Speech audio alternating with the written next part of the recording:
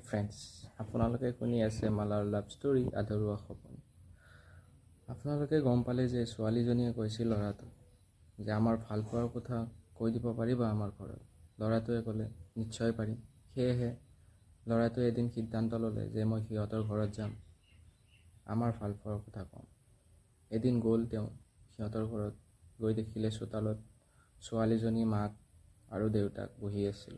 তেতিয়া ল'ৰাটোৱে যায় ক'লে যে মালা তুমি উঠি যোৱা, মোৰ ইহঁতৰ লগত অলপমান কথা আছে। তো সিহঁতৰ লগত বহিলে ল'ৰাটোৱে। লাজে ভয়ে দেউতাকক ল'ৰাটোৱে কথাটো ক'লে যে মই আপোনালোকৰ মালাক ভাল পাওঁ, সেয়েহে বেলেগৰ মুখৰে শুনাৰ আগতে মোৰ মুখেৰে আপোনালোকক মালাক ভাল পাওঁ বুলি ক'লোঁ। বেয়া নাপাব। মোৰ মায়ে ক'লে যে ঘৰত ক'বলৈ ক'লে, ছোৱালীজনী ঘৰত ক'বলৈ ক'লে। মোৰ মায়ে কৈছিল তেতিয়া যে মই যাম বুলি সিহঁতক ক'বা।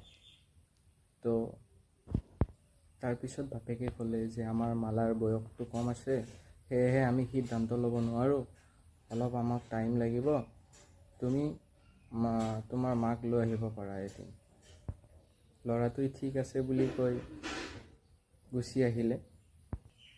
এদিন মাকক লৈ ল'ৰাটোৱে ছোৱালী ঘৰত গ'ল। মাকেও গৈ ছোৱালীজনী চালে।